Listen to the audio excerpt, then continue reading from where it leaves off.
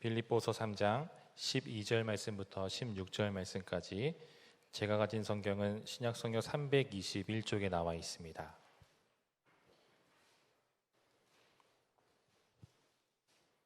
우리 한 절씩 교독하면서 읽도록 하겠습니다.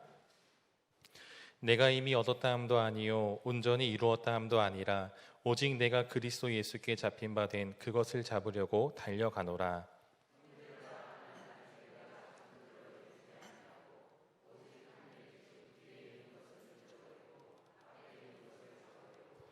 표대를 향하여 그리스도 예수 안에서 하나님이 위에서 부르신 부름의 상을 위하여 달려가노라.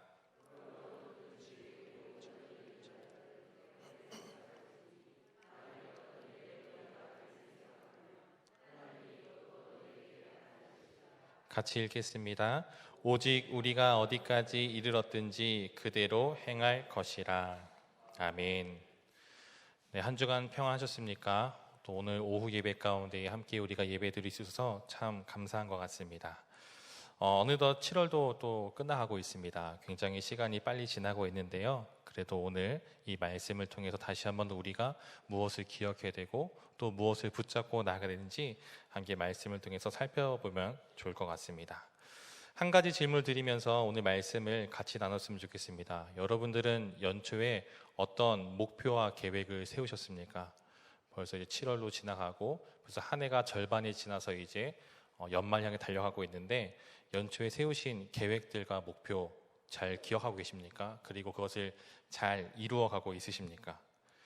저는 올해 목표한 것 중에 하나가 물론 여러 가지가 있는데 좀 생각해 보니까 이제 뱃살을 좀 빼야 되겠다라는 생각을 가지게 되었습니다. 물론 여러분들 보실 때에는 아직까지 그 정도는 아닐 것 같아라는 생각이 드실지 모르겠지만 제가 느끼는 저의 몸 상태를 보았을 때는 점점 이제 이 바지가 맞지 않는 상황이 오고 있습니다. 그래서 그것을 빼야 되겠다라는 마음을 가지고 있는데 하지만 이제 마음은 먹고 있는데 사실 아직까지 특별한 노력은 가지고 있지 않습니다. 아직 이제 벨트가 잠기지 않을 정도가 되면은 그때서야 뭔가 할 것 같은 생각이 들고 있죠. 지금 우리 교육자 사무실에 이제 다이어트 하시는 분들이 굉장히 많이 늘어나고 있지만 아직까지 저는 조금은 여유를 가지고 있는 것 같습니다. 사실 가장 큰 이유는 조금 이 먹는 것에 대한 어떤 조절하는 것에 대한 귀찮음과 또 맛있는 것을 먹지 못한다라는 것에 그렇게 좀 능동적으로 마음이 아직은 움직이지 못하고 있는 것 같습니다. 그래서 아직까지 목표는 세웠지만은 조금은 보류하고 있는 그런 목표 가운데 하나입니다. 그렇죠. 신기하게도 사람은 본인이 이제 어떤 사람이 자기가 목표한 만큼 움직이는 것 같습니다. 저와는 다르게 대부분의 사람들은 어떻습니까? 어떤 확실한 목표를 세우게 되면은 그 목표를 향해서 열심히 나아가곤 합니다. 그래서 열심히 나아가서 그 시간은 저마다 다르겠지만 어느 때가 이루었을 때에 그 목표를 성취하게 되고 달성하게 됩니다. 그런데 막상 목표를 달성하고 난 다음에 그리고 어떤 일을 치르고 난 다음에 보면 어떻습니까? 그것을 취하게 되었을 때, 달성하게 되었을 때 우리가 그것에서 큰 만족을 누리기도 하지만 그것이 영원하지 않고 곧 다시 어떤 그런 무기력과 좀 허탈함 가운데 빠지기도 한다라는 것이죠.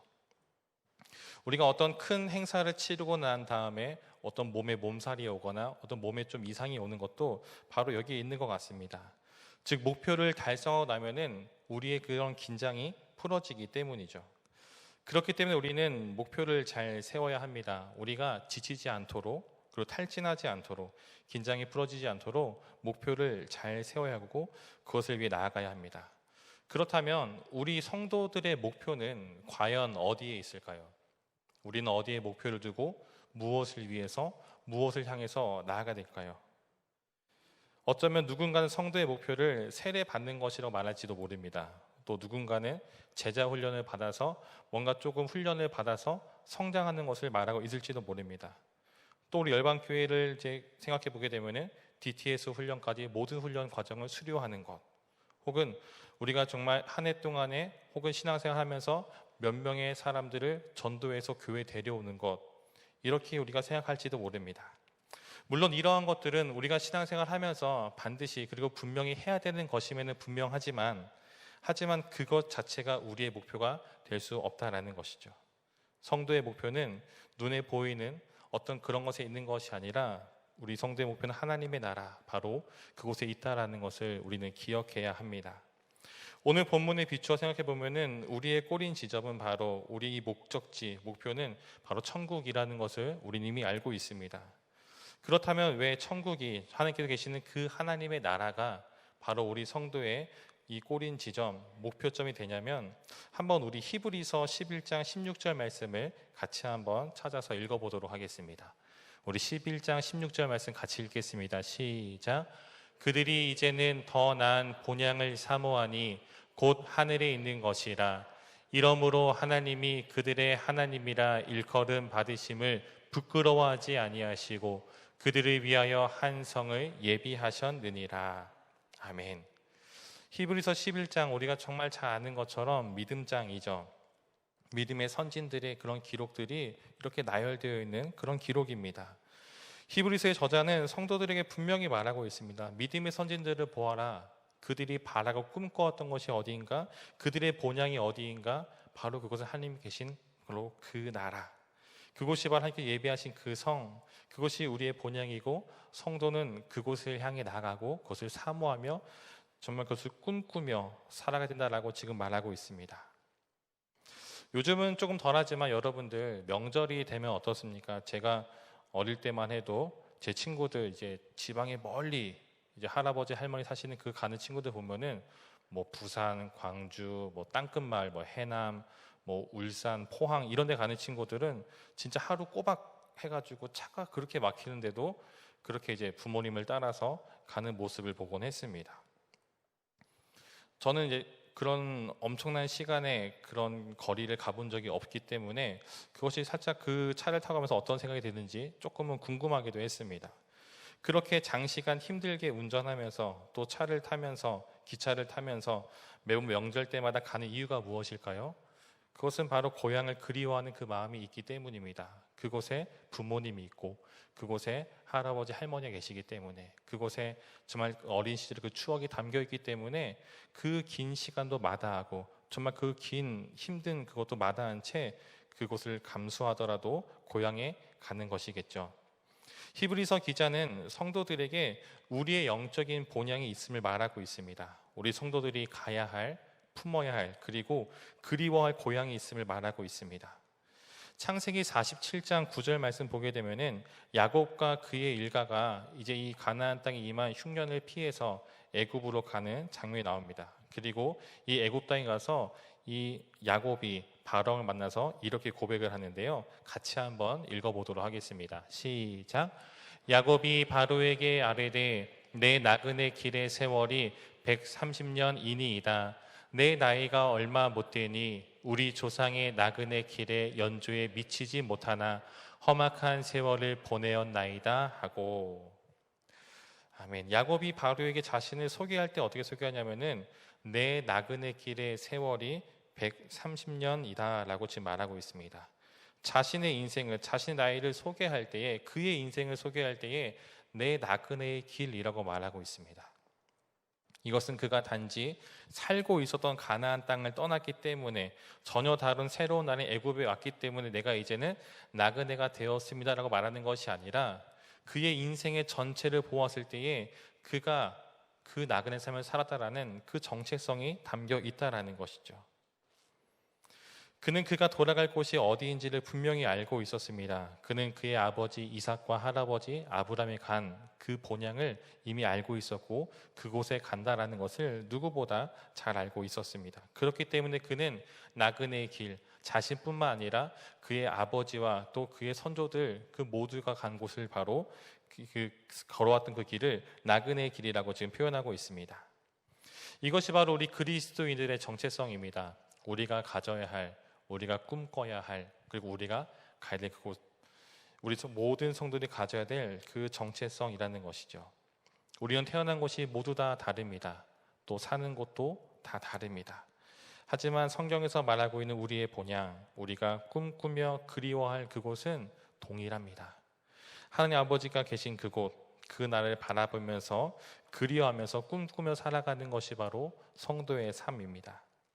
그렇다면 그 본향을 가기 위해서 우리는 무엇을 붙잡고 가야 되는지 12절 말씀, 오늘 본문으로 돌아와서 3장 12절 말씀을 같이 한번 읽도록 하겠습니다. 시작. 내가 이미 얻었다함도 아니요 온전히 이루었다함도 아니라 오직 내가 그리스도 예수께 잡힌 바 된 그것을 잡으려고 달려가노라. 아멘. 여기에 나오는 내가 그리스도 예수께 잡힌 바 된 그것이라고 말하고 있죠. 이것은 내가 그리스도 예수께 잡힌 바 되었으므로라고 우리가 이렇게도 원어를 보았을 때는 이렇게도 번역할 수가 있습니다. 즉 내가 그리스도 예수께 잡힌 바 되었으므로, 우리가 잘 알다시피 사도 바울은 다메섹으로 가는 그 길 위에서 예수님을 기적적으로 만나게 되고 그의 삶이 변하는 그런 놀라운 일을 경험하게 됩니다. 우리 사도행전 9장 15절 말씀, 그 주님께서 바울에게 이렇게 말씀하시는데요. 제가 한번 읽어드리겠습니다. 내 이름을 이방인과 임금들과 이스라엘 자손들에게 전하기 위하여 택한 나의 그릇이라. 예수님께서는 그 다메섹 그 길 위에서 바울을 만나시고 그리고 그에게 주신 사명이 바로 이것입니다. 새로운 사명을 그에게 부어주신 거죠. 이전까지 그의 삶의 목적과 목표는 무엇이었습니까? 그가 믿고 있고 알고 있었던 유대교를 지키고 수호하기 위해서 그것을 흔드는 그런 반역자 같은 그런 사람들을 잡아다가 옥에 가두는 그런 일들을 행했습니다. 오늘 오전에 말씀에서 살펴보지 않았습니까? 예루살렘 교회에 임한 그 큰 박해, 정말 그것 가운데에 바울이 힘써서 나아갔던 모습을 살펴볼 수가 있습니다. 그렇지만 그가 기적적으로 그리스도를 만나게 되고 그의 삶의 가치관이 변화한 다음에 그가 잡으려고 달려가는 것은 무엇입니까? 예수님께서 그에게 주신 사명, 바로 그것을 이루기 위해서 달려가노라라고 고백하고 있습니다. 여기 12절에 보게 되면은 그것을 잡으려고 달려가노라라고 말하고 있죠. 여기서 이 달려간다라는 말은 우리가 흔히 알고 있는 어떤 달리기를 하는 것, 어떤 그냥 뜀박질을 하는 그런 수준의 달려가는 것이 아닙니다. 이 달려가노라에 쓰인 이 단어는 사냥 용어로서 어떤 대상을 추적하거나 혹은 몰아가는 것을 뜻합니다. 그러니까 사냥 용어라는 것은 무엇입니까? 어떤 목표물을 붙잡기 위해서, 그것을 사로잡기 위해서 최선의 노력을 다해서 자신의 모든 힘과 그런 모든 것을 다해서 그것을 가지기 위해서, 잡기 위해서 애쓰는 모습을 지금 보여주고 있는 것입니다. 지금 바울이 주님께서 나에게 주신 그 사명을, 내가 그 사명을 붙잡고 그 사명을 위해서 달려간다라고 말한다라는 것은 단지 그 사명을 바라보고 그것을 붙잡고 한 걸음 한 걸음 나아간다는 그런 의미가 아니라 훨씬 더 무겁고 훨씬 더 그 마음 가운데 비장함이 있음을 우리는 볼 수가 있습니다. 그 복음을 전하고 그 복음을 가르치고 그 복음대로 살아가기 위해서 그는 자신의 생명과 자신이 가지고 있는 모든 힘을 쏟아부으면서 그것 가운데 지금 집중하고 있고 살아가고 있음을 지금 말하고 있는 것입니다. 단순히 주님께 주신 그 사명을 위해서 열심히 살아가지라는 그 정도의 수준이 아닙니다. 이것이 아니면 나는 죽는다라는 그런 심정으로, 이것이 아니면 아무런 의미가 없다라는 그런 마음으로, 그 간절함으로 나가고 있습니다. 사랑하는 성도 여러분, 우리 주님께서는 바울뿐 아니라 우리 각자 한 사람 한 사람에게도 분명히 각자에게 맞는 사명을 주셨습니다. 우리 각자에게 맞는 그런 부르심이 있습니다. 우리에게 원하는 각자의 그 자리에서 각자 하고 있는 그 일터 위에서 그 영역 안에서 원하고 바라시는 그 모습들이 있습니다. 우리가 본향을 향해 가기 위해서 붙잡아야 될 것은 바로 주님께 주신, 우리에게 주신 바로 이 사명, 비전입니다. 무언가 사명이라고 말하니까 조금은 무거운 느낌이 들고 부담이 되기도 합니다.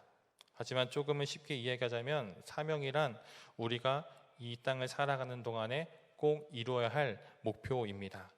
물론 그 목표는 서로 다릅니다. 주인이 한 종엔 5달란트를 주고 또 다른 종엔 2달란트, 또 다른 종에게는 1달란트를 주었던 것처럼 각자에게 주신 달란트와 각자에게 주신 그 사명과 비전은 저마다 다를 것입니다. 하지만 사도 바울에게는 유대인과 이방인들에게 복음을 전하기 위한 사명이 있고 오늘 우리에게도 각자에게 기대하시는 바가 있습니다. 그것이 무엇인지는 우리가 굳이 얘기하지 않아도 각자가 내가 어떻게 살아가야 되는지는 분명히 알고 있을 것입니다. 그리고 우리는 그 사명에 대해서 바울처럼 그것을 잡으려고, 그것을 움켜쥐기 위해서, 그것을 쟁취하기 위해서 정말 나의 그런 모든 힘을 쏟아붓는 그런 모습, 정말 복음 가운데, 사명 가운데 간절함을 가지고 나가는 그런 모습이 있어야 할 것입니다. 이어서 생각해 볼 것은, 그렇다면 우리가 어떻게 이 사명을 붙잡고 나아갈 것인가 라는 거죠. 13절 말씀을 같이 한번 읽도록 하겠습니다. 13절 같이 읽습니다. 시작. 형제들아, 나는 아직 내가 잡은 줄로 여기지 아니하고 오직 한 일, 즉 뒤에 있는 것은 잊어버리고 앞에 있는 것을 잡으려고. 아멘.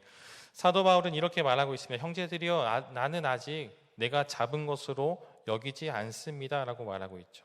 이는 그 스스로가 나에게 주는 이 사명을 내가 아직 완수하지 못했습니다, 이것은 아직 끝난 것이 아닙니다 라고 지금 고백하고 있는 것입니다. 그런데 여러분, 사도 바울은 어떤 사람입니까? 우리가 정말 잘 알다시피 이 성경에서 빼놓을 수 없는 인물 가운데 한 사람이지 않습니까? 단편적인 예로 우리가 신약 성경이 총 27권인데 그 중에서 13권이 바로 이 바울의 편지로 구성되어 있습니다. 좀 이런 표현하기는 되게 죄송스럽지만 지분으로 따진다면은 약 절반 이상의 지분을 소유하고 있는 사람이 바로 이 바울입니다.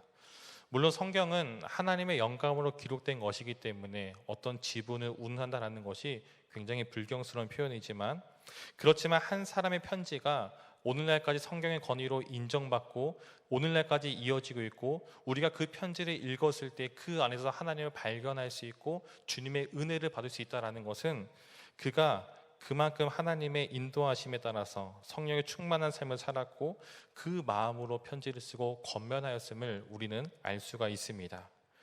누구보다 많은 사역을 감당했던 바울이었기에 그가 교회사에서 차지하고 있는 비중은 매우 크다라는 것을 알 수 있죠. 그런데 지금 그 바울이 빌립보 교회 성도들에게, 그리고 이 편지를 읽는 수많은 성도들이 하는 말이 무엇냐면은, 나는 아직 내게 준 이 사명을 완성하지 못했어 라고 지금 말하고 있는 것입니다. 이것은 바울이 어떤 겸손의 모습으로 어떤 사람들에게 자신의 이런 거대한 업적을 조금은 겸손의 표현으로서 말하고 있는 것이 아닙니다. 이것은 사도 바울의 진실한 고백이며 엄연한 사실이었습니다. 왜 그러냐면은 그의 사역은 아직 완성되지 않았기 때문입니다. 그가 수많은 전도 여행을 통해서 많은 지역을 다니면서 수많은 교회를 세우고 많은 사람들을 전도하고 가르치고 주의 제자로 만들었지만, 하지만 그것이 그의 사역의 완성은 아니라는 것입니다. 왜냐하면 그는 그의 목표 지점, 꼬린 지점에 아직 통과하지 못했기 때문이죠.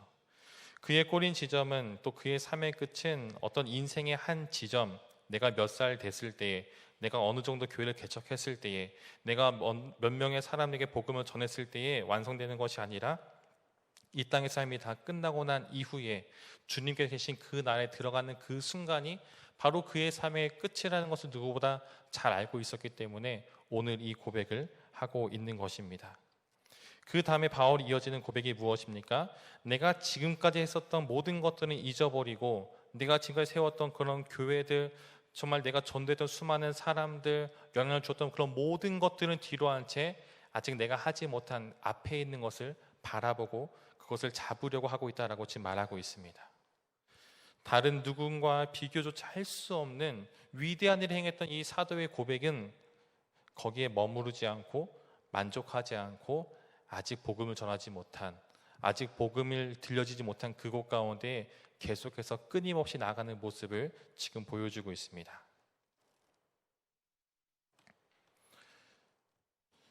잠깐 제 이야기를 조금 드리면, 제가 요즘 부쩍 좀 빠져든 게 있습니다. 몇몇 분들은 아시겠지만 자전거를 최근에 조금 타고 있습니다. 제가 기록을 보니까 6월 2일부터 타기 시작했습니다. 그래서 어느덧 2달이 되었는데요. 처음 자전거를 탈 때만 해도 교회에서 출발해서 부용천을 따라서 중랑천을 돌아서 이제 아일랜드 캐슬이 보이면은 거기서 돌아가지고 교회로 오면은 딱 한 15km 정도가 됩니다. 처음에는 그 15km의 그 코스를 돌 때 한 5번 내지 6번 쉬면서 굉장히 오랜 시간 걸리면서 이렇게 헥헥거리면서 돌았던 기억이 납니다. 아마 저와 한 16년을 제 옆에서 저를 16년 동안 지켜봤던 이원선 목사님의 의견에 따르면은 저 형이 저렇게 운동하는 건 처음 봤다라고 얘기할 정도로 요즘 부쩍 빠져들고 있습니다. 아마 알고 지낸 시간 동안 제가 운동한 모습을 한 번도 보지 못했을 겁니다. 근데 그렇게 체력도 별로 없고 전역한 이후로 운동도 꾸준히 하지 않았던 제가 체력도 별로 없고 그렇게 어떤 근력도 많이 없는 제가 이제 2달 정도 이제 자전거를 타게 됐는데 여러 번 이제 같은 이제 짧은 코스 여러 번 다니면서 거리를 조금씩 늘려가면서 꾸준히 타다 보니까 이제 어제 저녁에는 교회에서 이제 저기 잠수교를 건너서 반포까지 왕복 한 70km 됐는데 쉬지 않고 자랑을 하고 있는 겁니다. 제가 이 정도로 성장을 했습니다. 이제 뭐 한강 정도는 우습게는 아니고요. 좀 많이 힘들지만 그래도 다니는 그 정도가 됐습니다.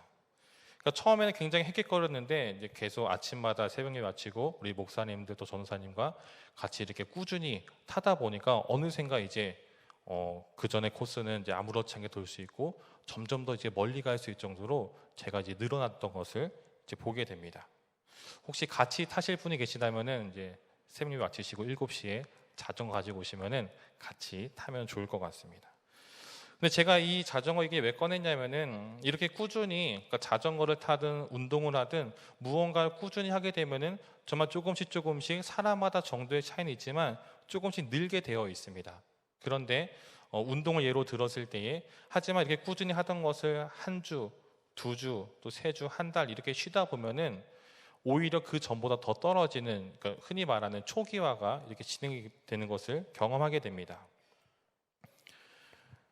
제가 이렇게 지금 이제 자전거를 열심히 나름 열심히 타가지고 이렇게 끌어올렸지만 제가 이제 장마 기간이라서 한 2주 정도 자전거 안 타게 된다면은 다시 예전처럼 또 헥헥거리면서 여러 번 쉬어야 될 그런 상황이 올지 모릅니다.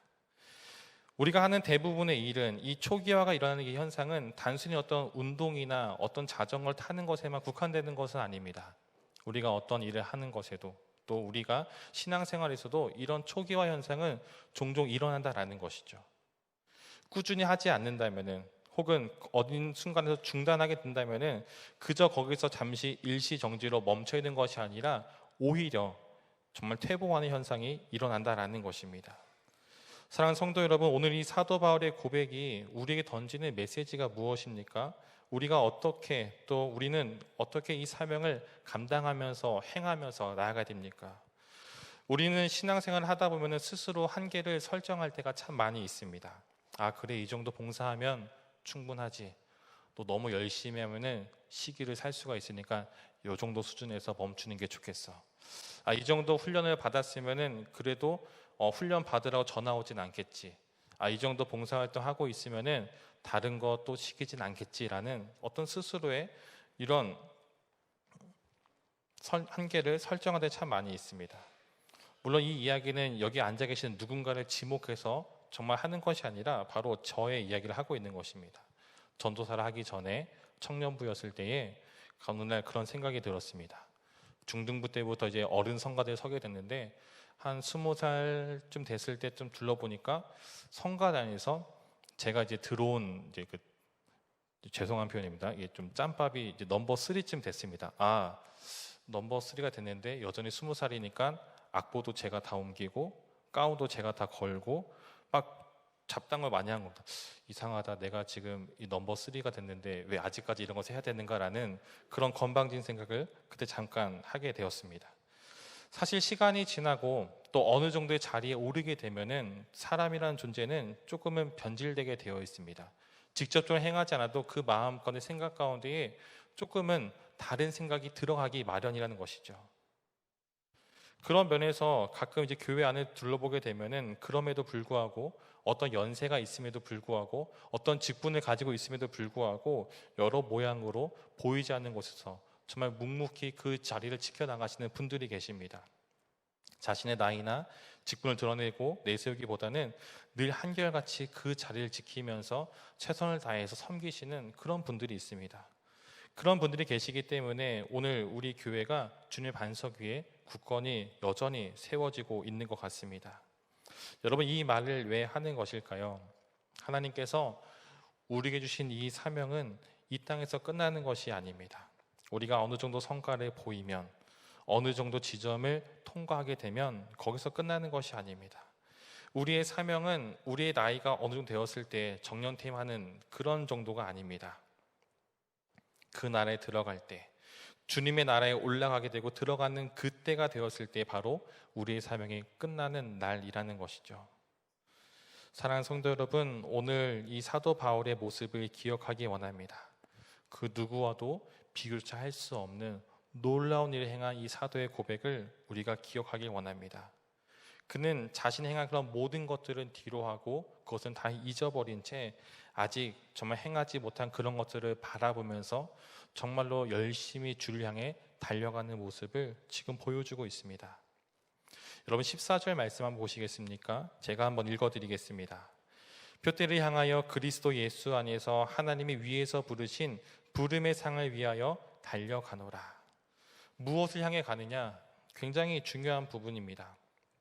예를 들어서 우리가 천안에서 부산까지 가야 된다라고 한번 여러분 생각해 봅시다.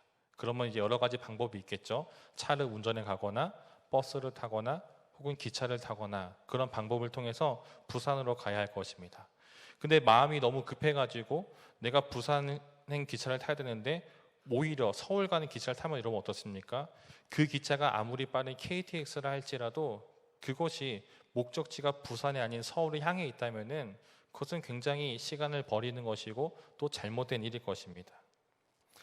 흔히 속도보다 방향성이 중요하다고 말하고 있습니다. 아무리 빨라도 잘못된 것을 향해 나아간다면은 그것은 헛된 수고일 뿐입니다. 반대로 속도는 조금 느리다 할지라도 올바른 방향에서 꾸준히 나아간다면은 결국 목표한 곳에 도달하게 될 것입니다. 14절 말씀에서 사도 바울은 목표를 어디에 두고 있습니까? 그의 목표는 눈앞에 보이는 현실에 있는 것이 아닙니다. 내가 몇 교회를 개척해야지. 내가 몇 명에게 복음을 전해야지. 내가 주님의 제자를 몇 명 훈련시키고 열심히 선교사로 혹은 사역자로 그런 충성된 일꾼을 만들어야 되지, 그런 눈에 보이는 목표를 세우고 있지 않습니다. 바울의 목표는 무엇입니까? 그는 무엇을 바라보고 있습니까? 바로 그의 표대는 예수 그리스도였음을 우리는 살펴볼 수 있습니다.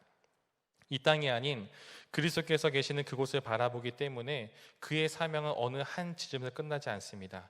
그가 죽는 그 순간까지 그는 최선을 다해 자신의 사명을 다하며 살아가고 있습니다. 말씀을 정리하겠습니다. 우리를 향하신 또 하나님의 계획은 우리를 구원하시는 것에서 끝나지 않습니다. 우리를 성도로 부르시고 하나님의 자녀로 받아주신 하나님께서는 우리 각자에게 기대하시는 바가 있습니다. 사도 바울은 그 기대를 이루어가는 것을 경주에 비유하고 있죠. 하지만 우리의 믿음의 경주는 어떤 금방 끝나는 단거리 경주가 아닙니다. 잠깐 뛰고 나면 멈추는 그런 경기가 아닙니다. 고대 그리스 로마 시대에서 이런 경주가 있을 때 경기가 끝나고 나면은 사회자가 올라와서 이제 시상을 하게 되는데, 시상할 때에는 어떤 우승한 우승자 이름만 부르지 않았다라고 합니다. 그를 소개할 때 어떻게 소개하냐면은 그의 나라와 그의 아버지의 이름을 분명히 같이 호명한 다음에 이름을 불렀다라고 합니다. 그러니까 어느 나라의 누구의 아들 우승자 누구 이렇게 얘기했다라고 합니다. 즉 그가 받는 상은 그 개인에게만 주어지는 것이 아니라 그의 나라와 그의 가문에게 영광이 임한다라는 것이죠. 사도 바울은 성도의 삶을 경주로 비유하고 있습니다. 우리가 이 땅에서 선한 싸움을 싸우고 우리의 표대를 향하여 달려나갈 때에, 그리고 이 땅에서의 삶이 끝나 하나님의 나라에 이르게 될 때에 하나님께서 우리 이름을 불러주시고 우리의 영광을 주시는데, 그 영광은 나만 누리는 것이 아니라 우리 하나님과 또 모든 사람과 함께 누리는 그 영광이고 그 기쁨이고 감격이라는 것이죠. 우리의 상급은 이 땅에 있지 않습니다. 그리고 그것은 결코 우리의 목표가 될 수 없습니다. 그리고 주님께서 예배해 두신 상급은 이 땅의 것과 결코 비교될 수 없습니다. 더 큰 가치를 품고 그리고 더 큰 꿈을 가지고 하나님께 주실 그 상급을 바라보면서 새롭게 시작된 이 한 주 가운데 또 우리 주시는 이 표대를 향해 나아가는 저와 여러분 되시기를 주님의 이름으로 축원드립니다.